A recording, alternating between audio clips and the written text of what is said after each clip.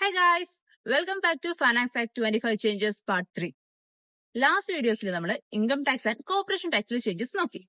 ഇനി capital gain ടാക്സിലേക്ക് വരുമ്പോൾ 24 normal rate 10% and 20%, അതുപോലെ തന്നെ റെസിഡൻഷ്യൽ പ്രോപ്പർട്ടി റേറ്റ് 18% ആൻഡ് 24% ആയിരുന്നു. ഇനി മുതൽ നോർമൽ റേറ്റും അതുപോലെ തന്നെ റെസിഡൻഷ്യൽ പ്രോപ്പർട്ടി റേറ്റും 18% ആൻഡ് 24% ആയിരിക്കും. അതായത് ഇനി മുതൽ 2 ഡിഫറെന്റ് ടാക്സ് റേറ്റ്സ് ആയിരിക്കില്ല, സെയിം ടാക്സ് റേറ്റ്സ് ആയിരിക്കും ആപ്ലിക്കബിൾ ആവുന്നത് on each and every type of asset disposal. ഇനി റിലീഫ്സിലേക്ക് വരുമ്പോൾ ബിസിനസ് അസറ്റ് ഡിസ്പോസൽ റിലീഫും ഇൻവെസ്റ്റർ റിലീഫും നോക്കിയാൽ ഇൻവെസ്റ്റർ റിലീഫിന്റെ ആനുവൽ ലിമിറ്റ് 10 മില്യണിൽ നിന്നും 1 മില്യണായി കുറഞ്ഞിട്ടുണ്ട്.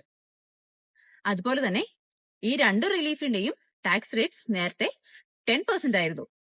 ബട്ട് ഇനി മുതൽ BADR-ഉം അതുപോലെ തന്നെ the gains qualified under investor റിലീഫും രണ്ടിന്റെയും ടാക്സ് റേറ്റ് വരുന്നത് 14% ആയിരിക്കും.